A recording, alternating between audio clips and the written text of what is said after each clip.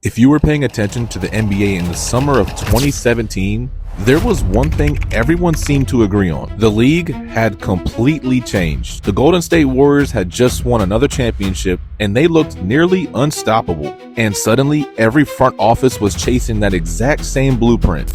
Shoot more threes, switch everything on defense, play smaller, play faster, and if you didn't have versatile wings and spacing, you weren't winning anything. So while the rest of the NBA zigged, the New Orleans Pelicans zagged. Instead of surrounding Anthony Davis with more shooters and more versatility, they doubled down on size. Just months earlier, they had traded for DeMarcus Cousins, one of the most talented and polarizing centers in the league.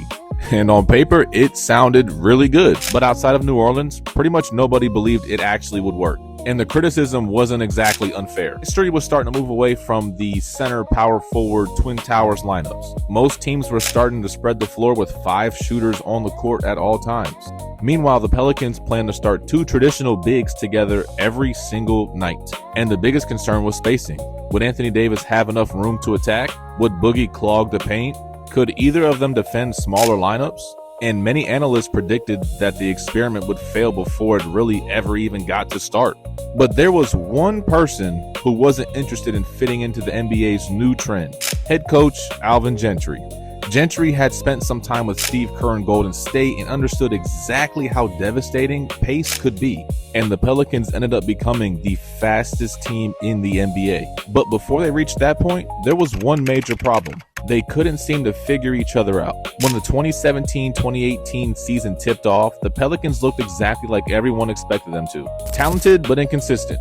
Some nights, Anthony Davis looked like the best player on the floor, and other nights, DeMarcus Cousins took over completely. But the problem was, they rarely looked dominant at the same time. There were flashes in games where their talents were just overwhelming opponents.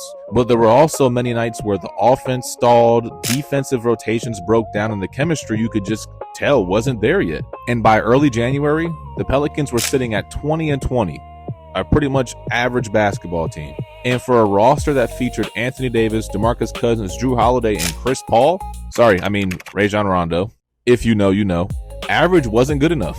The criticism started getting real.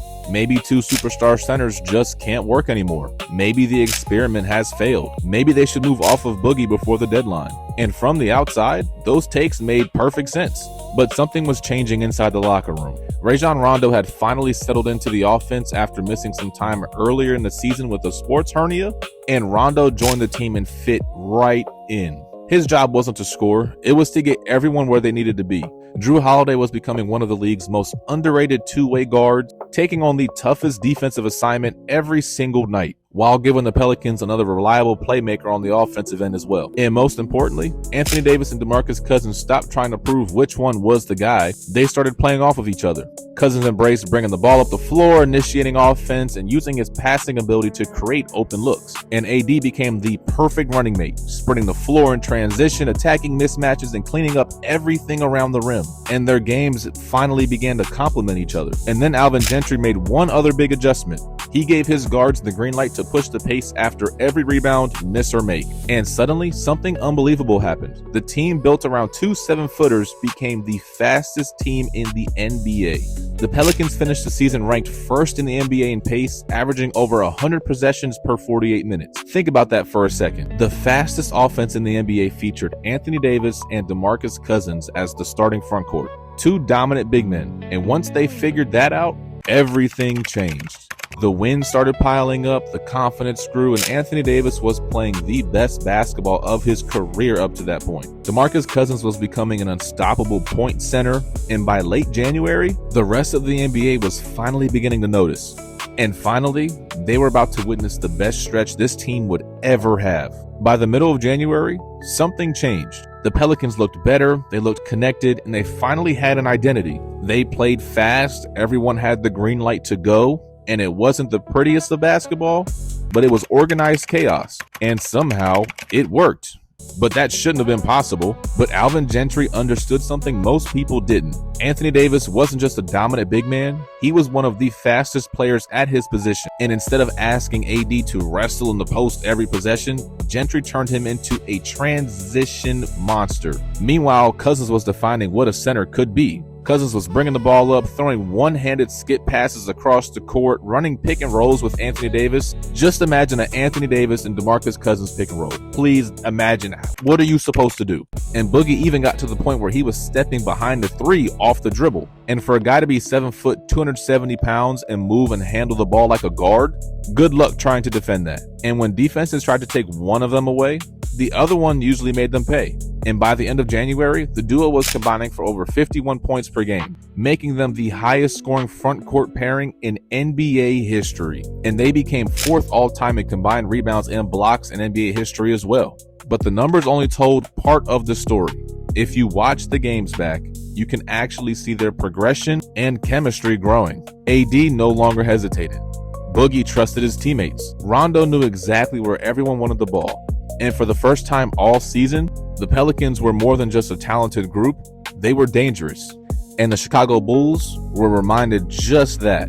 The Bulls sadly became a part of NBA history this night. DeMarcus Cousins delivered one of the greatest statistical performances we have ever seen. 44 points, 24 rebounds, 10 assists. He became the first player since Kareem Abdul-Jabbar in 72 to record a 40, 20, and 10 triple-double. It was the kind of performance that made everyone stop and ask, is this the best basketball of Boogie's career?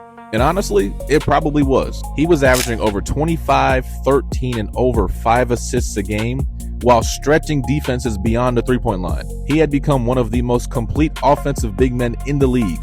And for once in his career, he looked happy. Boogie was always labeled as the guy who was always frustrated, not happy, empty stats kind of player and couldn't win. Now he found a team that fit him. Him and AD weren't competing for the spotlight. They were elevating each other. And the Pelicans started to look like a team you did not want to see come April. The Pelicans in that stretch won 7 of their next 8 games, beating Boston and Cleveland. And on January 26th, they walked into Houston to face James Harden, Chris Paul, and one of the best teams in basketball. The Rockets entered that night 37-13. For New Orleans, it was a measuring stick game, a chance to prove that this wasn't just a hot streak, and they answered. Behind another dominant performance from Anthony Davis and Cousins, the Pelicans escaped with a 115-113 victory. It felt like everything was coming together. The chemistry, the confidence, the system, the future. Then, with less than 15 seconds remaining, Cousins chased down one last rebound, landed awkwardly, took one step before collapsing to the floor. And without anyone fully realizing it, the greatest version of the 2017-18 Pelicans had just played its final game together. After something like that happens, most teams would have fallen apart after losing an all-NBA player. The Pelicans had a different idea. The diagnosis came just a day later. A torn left Achilles, out for the season. Just like that. For Cousins, it was devastating. Achilles injuries had already ended or permanently altered the careers of stars before him, and at that time, stars weren't returning from those looking like themselves. And for the Pelicans, most people thought this was the end. I mean, how could it not be? They had just lost 25, 12, and 5 a night. No team can just replace that overnight. And people started to write the Pelicans off, assuming they'd slide down in the standings and all that momentum they had would just go to waste. But Anthony Davis decided to play the best basketball of his life. After Boogie went down, his production exploded. He wasn't just scoring more, he was doing everything. Offensively, defensively, running the floor, rebounding. There were nights where it genuinely felt like he was everywhere at once. And during the Pelicans' 10-game winning streak in March, after Boogie went down, Davis averaged 36, 13 over 2 blocks and shot 53% from the field. That included a 53-point game against Phoenix, 45 against Utah, and another 41. It became routine, and night after night, whatever the Pelicans needed, Anthony Davis delivered. But he wasn't doing it alone. Rondo was continuing to orchestrate the offense, and Jrue Holiday elevated his game to another level and became not only a great defender, but also upped his offensive production as well. And by the end of the regular season, they had won 48 games. Not only had they survived, they were heading to the playoffs. And their reward was a first-round matchup against Lillard and the third-seeded Portland Trailblazers. Almost nobody believed that they had a legit chance. Portland had everything, 49 wins, home court advantage, and Lillard was coming off the best regular season of his career at that point, and McCollum was one of the league's smoothest scorers. Everyone was picking Portland to win that series. Some predicted 5 games, others said 6. very few believed New Orleans could even make it competitive. The Pelicans had other plans, and from game one, Jrue Holiday made life miserable for Dame. Every catch was contested, every possession was exhausting for Dame. Dame, who averaged nearly 27 points per game during the regular season, was held to 18.5 on 35% shooting in the series. It still to this day is one of the greatest defensive performances against a superstar in modern playoff history. Rondo looked like he traveled back to Boston, the playoff Rondo fans wanted to see. Rondo averaged 10 assists per game, controlled the pace, manipulated the defense, and constantly put teammates in perfect positions to score. And AD was just dominant. He averaged 33 and 12, looking like the best player on the floor every single night. In every single game, Portland had no answers. 4 games, 4 wins, and a sweep. The Pelicans had just embarrassed the 3rd seed, and suddenly, everyone was asking, could they actually make a run? But unfortunately, the next opponent happened to be one of the greatest teams ever assembled. Golden State wasn't just another contender.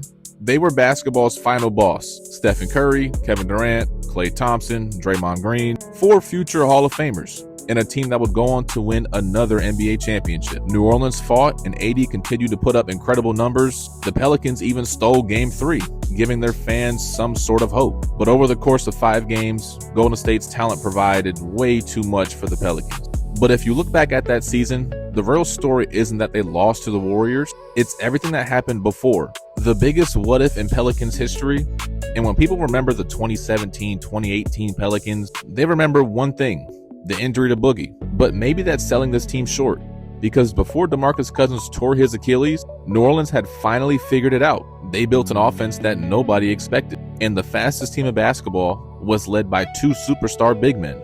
Rondo had rediscovered his playoff magic. Jrue Holiday was becoming one of the league's most underrated stars, and for the first time in years, the Pelicans looked like they had a real future.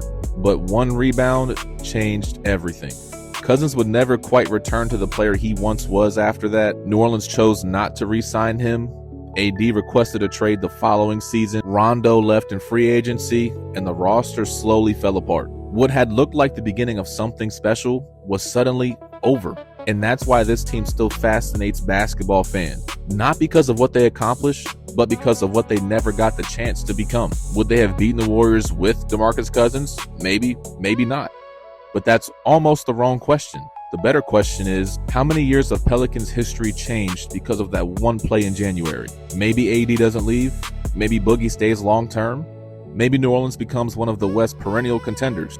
Because for one stretch during the 2017-2018 season, the Pelicans weren't just a fun story, they were becoming one of the most dangerous teams in the NBA. And sometimes, the greatest NBA stories aren't about teams that won championships, they're about the teams that never got the chance. That's going to wrap up today's video, guys. If you have any thoughts, comments, feedback, anything you want to debate, let me know in the comments, but I will catch you guys in the next one.